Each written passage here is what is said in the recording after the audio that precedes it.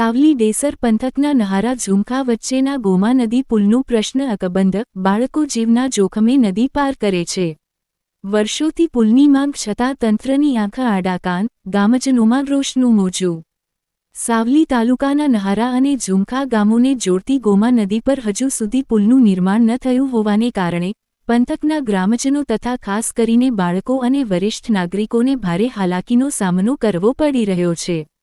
અંબાણા પંથકમાં આવેલા આ વિસ્તારો વચ્ચેની ગોમા નદી સાવલી અને ડેસર તાલુકાને જોડતું મહત્વપૂર્ણ પ્રાકૃતિક માર્ગ છે, પરંતુ નદી પર કોઈ પુલ ન હોવાથી શાળાઓ તરફ જતા બાળકોને રોજ જીવના જોખમે વહેતા પાણીમાંથી પસાર થવું પડે છે.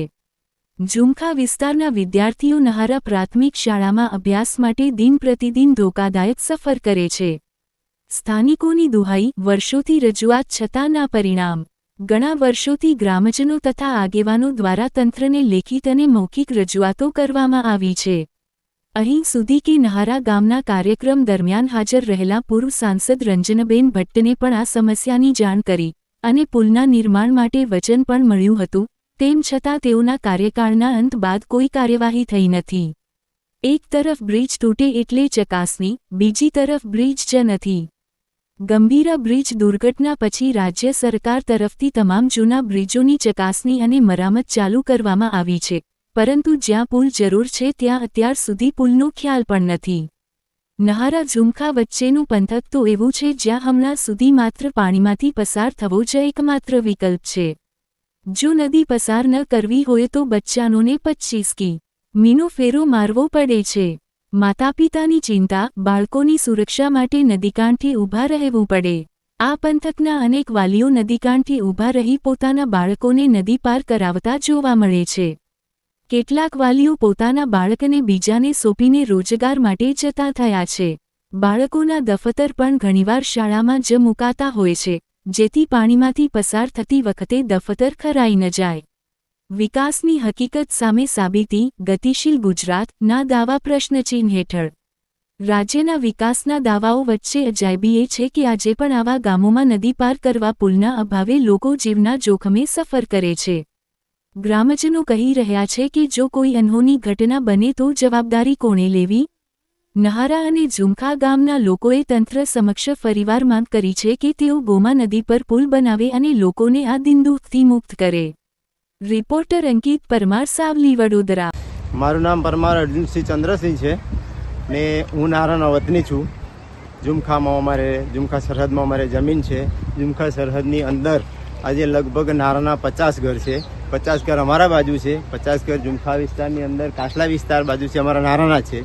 તો એ લોકોની જમીન આ બાજુ છે, તો વારંવાર આવવા જવાનું અને એ લોકોને ગમે તેમનો ઘાસચારો લાવવો, લઈ જવો, બધી તકલીફ પડે છે. પછી બીજું કે આ નદીની અંદર કે આ રસ્તો અમારો આવો જ છે અને આ રસ્તાની અંદર અમારે છોકરોને અમારે લગભગ 100 ઘર થયા, મતલબ 100 ઘર એટલે છોકરો કેટલો હોય, બરાબર છે?